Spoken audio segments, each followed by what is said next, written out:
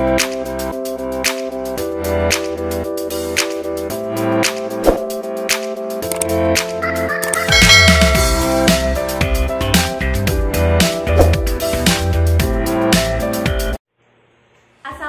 warahmatullahi wabarakatuh. Halo semuanya, nama saya Ria Sania Nur Haulia dengan NIM 11820600059 dari kelas 5B Pendidikan Biologi UIN Sunan Gunung Jati, Bandung. Pada video kali ini saya akan memaparkan sedikit mengenai fungsi dan struktur lipid, metabolisme lemak, dan juga sintesis lemak. Yuk ikuti pembelajaran biokimia kali ini. Yang pertama, struktur dan fungsi lipid. Banyak orang menyangka lipid sama dengan lemak, namun ternyata keduanya tidak sama. Lipid memiliki cakupan yang lebih luas dibandingkan dengan lemak. Lalu, apa sebenarnya lipid itu? Lipid merupakan kelompok senyawa organik yang bersifat nonpolar, sehingga mereka bersifat hidrofobik atau tidak larut dalam air. Fungsi lipid adalah sebagai berikut. Yang pertama, sebagai cadangan energi dalam tubuh dalam bentuk sel lemak.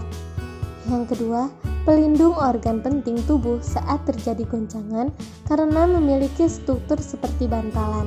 Yang ketiga, lemak dapat melindungi tubuh dari suhu yang rendah, melindungi tubuh dari perubahan suhu lingkungan.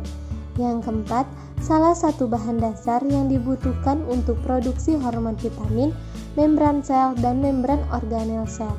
Yang kelima, pelarut vitamin A, D, E, dan K. Yang keenam, sebagai bahan penyusun empedu dan asam folat. Yang ketujuh, mengoptimalkan fungsi pencernaan. Lemak dapat memperhambat sistem pencernaan saat proses pencernaan berlangsung, sehingga rasa lapar tidak muncul terlalu cepat. Ada banyak senyawa yang digolongkan sebagai lipid, namun di sini hanya akan dibahas 3 kelompok utama, yaitu lemak, fosfolipid, dan steroid. Kelompok pertama adalah lemak.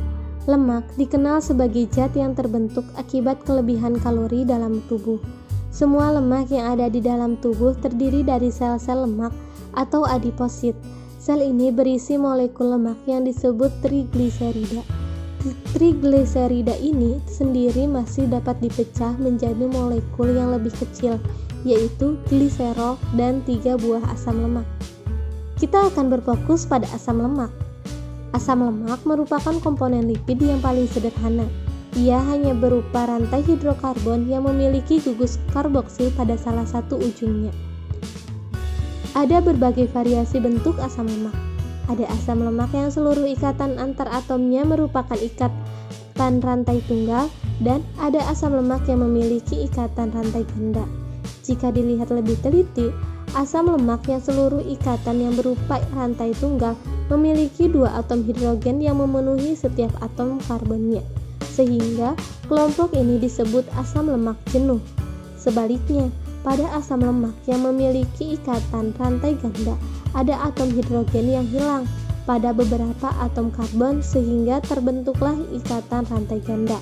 Kelompok ini pun disebut sebagai asam lemak jenuh, yang memiliki 2 variasi bentuk, yaitu bentuk trans dan bentuk cis.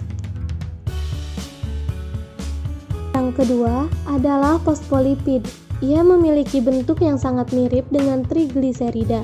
Jika trigliserida terdiri dari gliserol dan 3 buah asam lemak, maka fosfolipid terdiri dari gliserol dan 2 buah asam lemak, ditambah dengan gugus fosfat.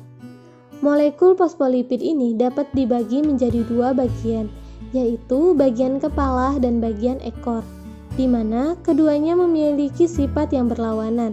Bagian kepala bersifat hidrofilik sehingga ia suka mendekati molekul air, sedangkan bagian ekornya bersifat hidrofobik sehingga ia akan menjauhi molekul air. Karena sifatnya yang unik ini, fosfolipid akan membentuk pola tertentu bila dimasukkan ke dalam air. Di dalam air, sekelompok fosfolipid akan berkumpul membentuk bulatan, di mana bagian kepalanya akan berada di luar dan melakukan kontak langsung dengan air. Sementara bagian ekornya akan bersembunyi di dalam air menghindari kontak dengan air. Selanjutnya, apabila sejumlah besar fosfolipid berada di dalam air, mereka akan membentuk struktur ganda di mana bagian kepalanya tetap mengalami kontak dengan air, sedangkan bagian ekornya akan berada di tengah menjauhi air. Bentuk dua lapisan molekul fosfolipid ini dikenal dengan istilah lipid bilayer, yang berperan sebagai tembok yang memisahkan dua ruangan yang masing-masing diisi oleh air. Contohnya adalah pada membran sel yang memisahkan cairan ekstrasel dengan cairan intrasel. Jenis lipid yang terakhir adalah steroid. Steroid memiliki bentuk yang berbeda dibandingkan dengan dua kelompok sebelumnya. Apabila mereka memiliki bentuk molekul yang memanjang, maka steroid ini memiliki bentuk molekulnya cenderung membulat. Steroid merupakan molekul nonpolar yang memiliki 4 buah cincin ditambah dengan rantai di samping yang bervariasi. Contoh steroid yang paling banyak ditemukan dalam tubuh adalah kolesterol. Kolesterol merupakan jenis steroid yang paling besar sehingga dapat diubah menjadi steroid lainnya dalam tubuh seperti berbagai hormon kelamin dan garam empedu. Materi selanjutnya yaitu mengenai metabolisme lemak. Lemak seringkali dijadikan kandungan atas naiknya berat badan kita. Tapi teman-teman tahu tidak ternyata lemak di dalam tubuh kita mengalami metabolisme loh. Dan sebelum kita membahas tentang metabolisme lemak, kita harus mengetahui apa sih itu lemak. Lemak merupakan ester yang tersusun atas 3 asam lemak dan 3 gugus alkohol dari senyawa gliserol. Dan metabolisme lemak ini merupakan proses tubuh untuk menghasilkan energi dan asupan lemak setelah menjadi sari-sari makanan yang masuk ke dalam tubuh kita. Kita simak yuk selanjutnya proses metabolisme lemak di dalam tubuh kita. Berikut ini adalah proses metabolisme lemak. Dalam bentuk trigliserida, lemak disintesis menjadi asam lemak dan gliserol. Asam lemak dan gliserol inilah yang akan masuk ke dalam proses metabolisme energi.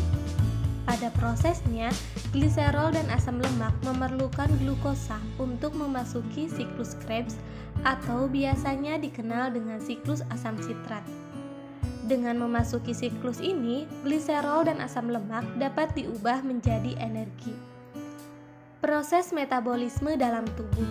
Misalnya, ketika kita memakan keju, makanan besar itu akan dihancurkan dan akan dicerna oleh garam empedu yang membentuk molekul lemak.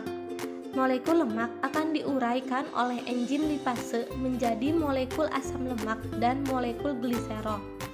Keduanya akan diabsorpsi oleh jonjot usus dan diubah menjadi senyawa yang diperlukan oleh jaringan.